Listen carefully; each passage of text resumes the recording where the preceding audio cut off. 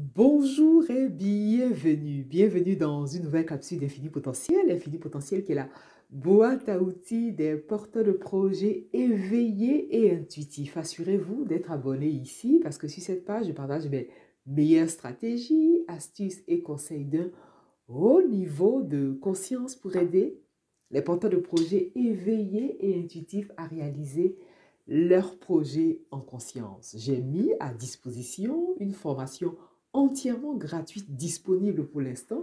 Formation sur les 3 grands pièges à éviter pour réaliser votre projet en toute conscience. Si vous ne l'avez pas fait, je vous invite vivement à télécharger cette formation-là pour être averti, pour avoir vraiment cette claire vision afin d'éviter ces pièges qui peuvent vous empêcher de réaliser votre projet. Aujourd'hui, j'ai choisi de vous partager 3 astuces puissantes, 3 étapes concrètes, 3 faits marquants qui vont vous soutenir et vous aider lorsque vous êtes à un carrefour de votre existence, lorsque vous êtes à un tournant de votre existence, afin de propulser le projet qui vous tient à cœur. Vous savez, souvent, lorsqu'on réalise un projet, on a un moment de non-retour. Moi, j'appelle ça des phases de non-retour parce que ce sont des phases presque critiques où on se pose des questions existentielles, des questions vraiment pour avancer dans le projet.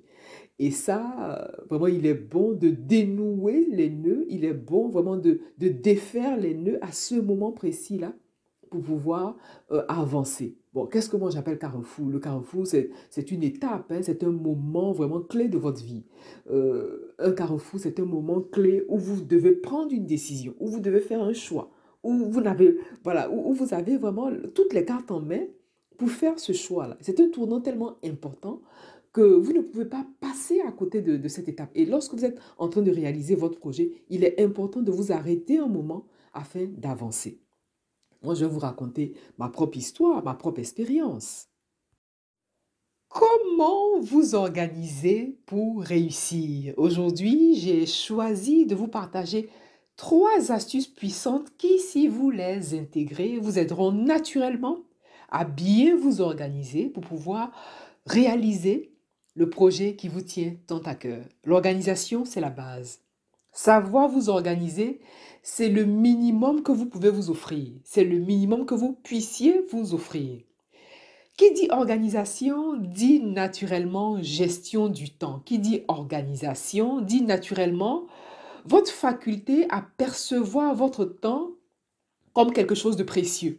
D'ailleurs, je vous le partage régulièrement dans les capsules. On a même fait une capsule, la capsule sur la gestion du temps, comment gérer son temps. Je vous encourage vivement à jeter un coup d'œil sur cette capsule-là si vous n'avez pas encore vu. Ici, je viens renchérir avec 3 astuces essentielles, 3 astuces puissantes qui vont vous aider à bien vous organiser. Je me rappelle quand j'étais à la fac, l'une des choses qui m'a vraiment soutenue, qui m'a beaucoup aidée, c'était la capacité à pouvoir m'organiser.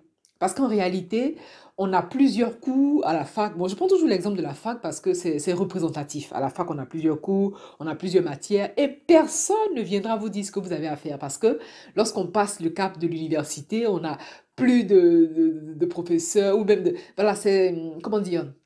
Ça devient plus challengeant. Voilà, c'est ça. Donc, vous êtes responsable de ce que vous allez apprendre, vous êtes responsable de ce que vous allez apprendre pour pouvoir valider vos examens. Ici, il est bon de s'organiser, surtout lorsque vous réalisez votre projet. Surtout ne pas vous laisser distraire. C'est ça le plus important. Allez, sans toute autre forme de transition, la première astuce clé qui va vous aider, c'est de définir vos priorités. Oui, si vous voulez vous organiser, vous avez intérêt à définir vos priorités.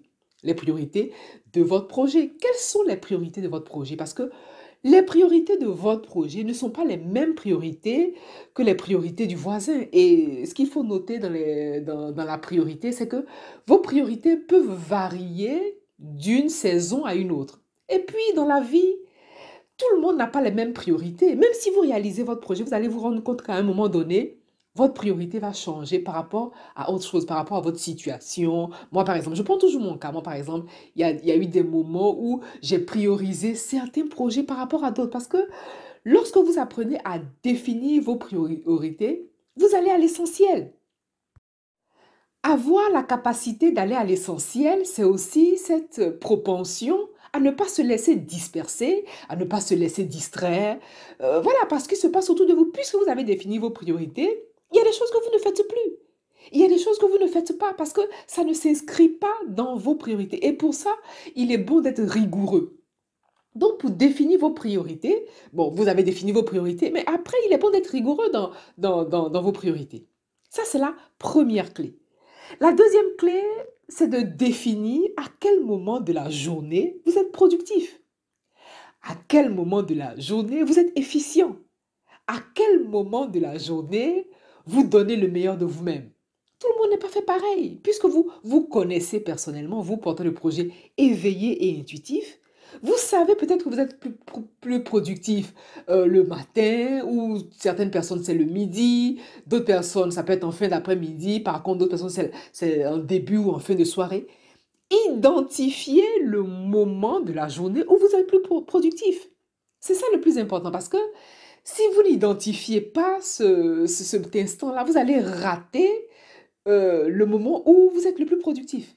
Si vous ne définissez pas, si vous n'identifiez pas les moments de la journée où vous êtes capable de vous donner, vraiment de donner le meilleur de vous-même, vous allez rater ces moments-là et vous allez dire non, vos priorités n'avancent pas. Alors que non, identifiez à quel moment vous êtes productif. Ça, c'est la deuxième clé qui va vous aider à bien vous organiser. Et enfin, la troisième clé d'une puissance inégalable, c'est naturellement de vous assurer de poser les actes en lien, les actes en alignement, les actes en parallèle avec les priorités que vous avez définies. Vous ne pouvez pas vouloir une chose et désirer son contraire, quoique le plan dans lequel nous évoluons nous joue des tours. Mais vous voulez être attentif à cette troisième clé et vous assurer de poser les actions qu'il faut.